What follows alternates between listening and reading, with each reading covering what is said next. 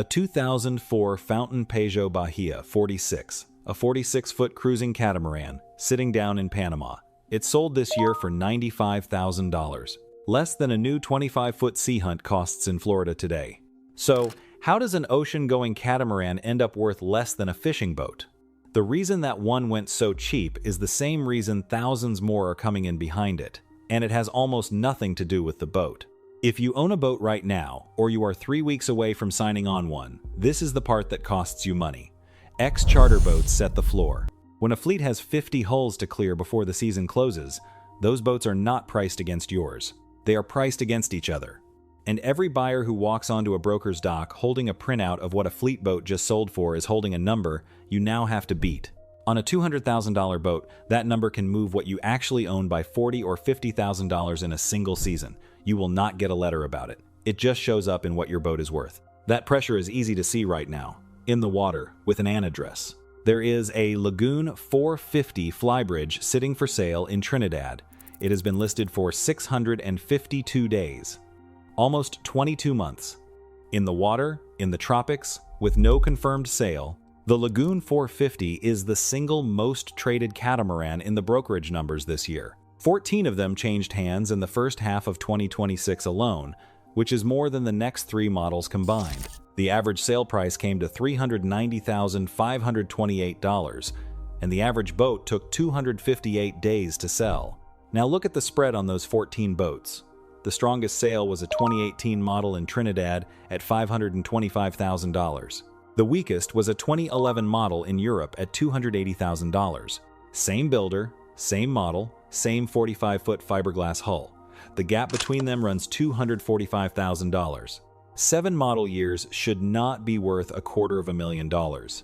That gap is the first fingerprint of what is happening out there, because these are not private boats being sold by families who lost interest. The bulk of them came out of charter fleets, and they came out on a schedule that was written into a contract 5 or 6 years before anybody listed them. When a company like the Moorings or Sunsail or Dream Yacht needs a new catamaran in the Caribbean, they usually do not buy it. You do. A private buyer buys the boat new, hands it straight over to the charter company, and the company runs it as part of the fleet. The industry calls that a lease-back. The owner puts down 20%, finances the rest, and the charter company pays him a fixed monthly check. At the Moorings, that check works out to 8% of the purchase price every year, guaranteed by contract, whether the boat charters or sits. Some programs have paid 9%. The company covers insurance, dockage, and maintenance for the whole term. The owner gets up to 12 weeks a year of sailing across the company's bases. And the term is not open-ended. It runs 5 to 6 years, and then it ends. On paper, it is close to cash neutral. 8% covers most of a mortgage payment, somebody else pays the marina bill, and you sail 12 weeks a year on a boat you own but never wash. For a lot of owners, it worked exactly as written, right up until year 6. In year 6, every one of them would find out what the contract left out. Every one of those deals is built on a resale number. The industry rule of thumb for 20 years was that a catamaran comes out of a 5-year charter program worth roughly 60 to 65% of what it cost new. That figure is what makes the math close. You collect 40% of the purchase price in guaranteed income across 5 years, you sell the boat for 60%, and you walk away close to even having sailed the Caribbean a dozen times. Take 65% down to 45%, and the whole deal flips. The owner is not close to even, he is short, and he is short by 6 figures, on a boat that still has a loan against it. That is the number that broke. It broke because the fleets and the private market got flooded at the same time, by the same boats, out of the same 3 or 4 years. Robertson-Caine, the South African yard in Cape Town, is the clearest example. It builds catamarans for Leopard, the Moorings, and Sunsail, and almost nobody else. It has around 2,400 workers and turns out more than 200 boats a year. Through its work with those charter brands, it has delivered more than 3,000 catamarans. Sit with that math. More than 200 hulls a year going into fleets on contracts that end after 5 or 6 years means more than 200 hulls a year coming back out from one yard. Now add Lagoon, Fountain Peugeot, Bali, and the Croatian, Mediterranean, Bahamian, and Belize fleets. The outflow runs into the thousands by design, and always did. What changed is that the class of boats built in the boom is the biggest class in the history of the business, and it all came due at once. You can see it in the listings today. Roughly 80% of used 40 to 55-foot catamarans for sale are less than 10 years old. On monohull sailboats, that figure is 43%.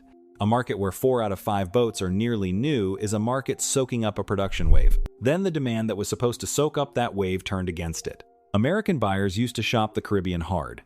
Fly down, survey the boat, sail at home, save money. Island brokers now report those buyers are staying almost entirely inside the United States, which is close to half of all buyers worldwide. Caribbean listings lost the pool that used to clear them. Florida is where the deals are actually closing.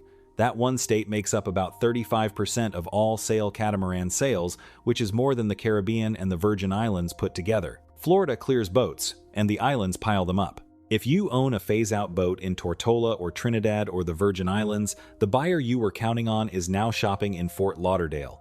The charter companies saw the demand problem before the owners did, and they moved the only way that protects the fleet operator. They stopped ordering. Groupe Beneteau owns Lagoon and Excess, which puts it at the center of the multi-hull trade. In the first half of 2025, group revenue fell 28%. Sailing sales fell 36%. And deliveries to charter companies fell 55%. Over the full year, sailing sales were down about 27%, and the company pointed straight at a sharp slowdown among professional charter companies. More than half the charter order book gone in a single half year. That is what it looks like when fleets decide they already have enough boats. If you had asked a broker in Fort Lauderdale about catamaran supply back in 2021, he would have laughed at you. There was none. Delivery times on new hulls ran 3 years. Buyers were putting deposits on boats that did not exist yet, and Lagoon, Fountain Pajot, Bali, and Leopard all pushed output up hard into the boom. Nobody was thinking about year 6. By this year, the picture had split in two. Beneteau's first half revenue was up 12% to €452.3 million on the back of new models, and multi-hull sales rose 8%, which the company itself called growth inside a shrinking market. Demand from charter fleets was still falling. And on June 15th, the group announced it was shutting down production at its Cadillac, Michigan plant and looking to sell off the Four Winds, Glastron, and Scarab jet brands entirely. A builder growing revenue while closing a factory and selling 3 brands is a builder trying to get smaller in the places where the money stopped. Just as the fleets got their order books under control, a second problem showed up that no buying decision could fix. A slow market is not the same thing as a fire sale, and none of that supply math explains why an owner would take 60% off asking. It has to do with which boats they are. A charter catamaran is not built like a private one. To make the charter math work, the boat is laid out for as many paying guests as possible, which means 4 sleeping cabins and 4 heads instead of 3 cabins with a big owner's suite. For 20 years, that 4-cabin layout held its value fine, because private owner versions were rare and anybody buying used had to take what existed. That is over. The production boom pushed huge numbers of 3-cabin owner versions into the world alongside the fleet boats. So the private buyer looking at used catamarans today has a real choice, and he takes the owner version almost every time. The 4-cabin X-charter boat, carrying 150 charter weeks of hard use and 4 heads to maintain, has quietly become the layout nobody wants. Brokers in the Caribbean are blunt about what that does to price. A 7 or 8-year-old Lagoon 42 and 4-cabin trim now sells for under €250,000, where it was still moving around $300,000 not long ago. 3-cabin versions still find buyers.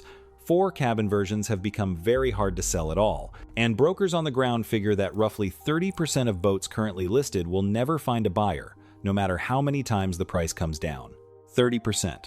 That is the line where a boat stops being an asset and starts being a bill that never ends. And that brings the timing problem into it, which is where the real damage lands. Across all sail catamaran sales in the first half of 2026, the boat in the middle of the pack took 180 days to sell. 14% sat for more than a full year. The average asked to sold gap was about 12%, which sounds bearable until you pull out the sellers who had to move. Distressed sellers, especially in the Caribbean and the United States Virgin Islands, cut 25 to 60% to get out. That 12% average is the story of people who could wait. The 60% is the story of people who could not. Because a catamaran does not sit for free. Insurance, dockage, hurricane season haul out, bottom paint, and a caretaker to run the system so the boat does not rot in place. In the islands, that is real money every month, out of the same pocket the guaranteed charter checks used to fill. Except the checks stopped the day the contract ended. So the owner does the math on month 9 of a listing that is not moving, adds up what another year of carrying costs looks like, and cuts the price by 40%. Because every month he waits is draining more money out of him than the discount ever will. Supply, layout, and timing are the parts a charter company's own salesman will happily walk you through. This next part is the one he will not raise, and it is why owners appear to be racing each other to the bottom on purpose. For that, you have to look at the tax code, because the tax code is what filled these fleets in the first place, and the tax code is what makes the exit so ugly. Charter ownership in the United States was never really sold as a boat purchase. It was sold as a deduction. Under current law, a boat placed into a real charter business and used more than 50% for business can qualify for 100% bonus depreciation, meaning the buyer writes off the entire purchase price in the first year it goes into service. All of it, right away. That rule was brought back for boats bought and put into service on or after January 19, 2025, and dealers have been selling it hard ever since. For a high-income buyer, that is a huge number. Write off a $1 million catamaran against this year's income, and the tax saving alone can cover the down payment. Now, watch what that does on the way out, because this is the part nobody puts on the brochure. When you write off the entire purchase price, your tax basis in the boat becomes zero. Zero. So when you sell that catamaran 5 years later for $700,000, there is no cost to subtract. The entire $700,000 comes back as ordinary income, taxed at your regular rate in the year you sell. Put that in plain terms. He paid $1 million, he sold for $700,000. That is $300,000 of real money gone, and the government treats him as though he earned $700,000. Setups vary, and that is a talk for your accountant, not a YouTube video. But the recapture was designed in from the beginning, which means the phase-out year is a tax event with a hull attached. And it explains everything you have been looking at. An owner facing a recapture bill wants that sale in the tax year that suits him best, at the lowest sale price he can defend, closed as fast as possible. Speed matters more to him than price, and certainty matters more than squeezing the last $20,000 out of a buyer. A lower number is not just fine with him. In some structures, it is better. So the boats get dumped, and every dumped boat becomes the comparable sale that prices the next one. And the next owner, watching that number, cuts faster than the man before him. That is what a market looks like when it stops correcting and starts running downhill. Now for who wins and who loses. The losers are the owners carrying loans in the wrong place with the wrong layout. 4-cabin ex-charter boat, financed, sitting in the islands, contract ended, carrying costs running, sitting in a market where brokers expect roughly 30% of current listings never to sell. Losing right alongside him, the private owner 2 slips down who did everything right, bought the owner version, kept it beautifully, and is now competing against a fleet sell-off he had no part in. The winners are cash buyers with patience and a survey budget. Boats from 2018 onward in good condition are still trading at or near asking price. Older 4-cabin hulls are where the pain piles up. Pre-2015 Lagoon 450s are selling at the bottom of the range no matter what the listing says, because reported structural bulkhead concerns on those hulls and the refit cost that follows have hollowed out demand. That split is the whole opportunity.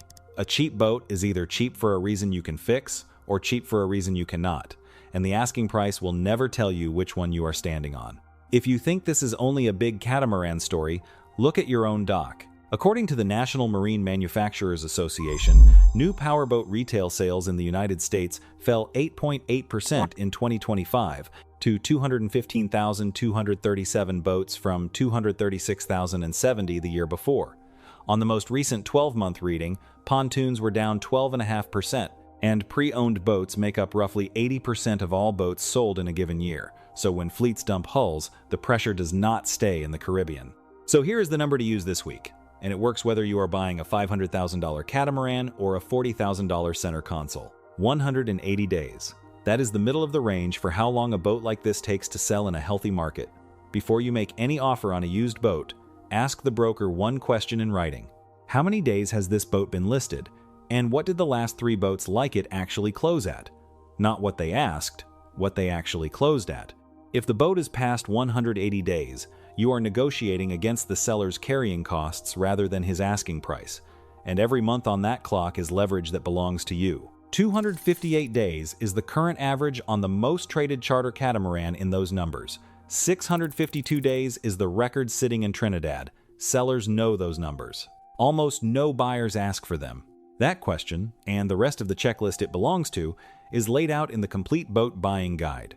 It is $27 at fleetwatchmanual.com.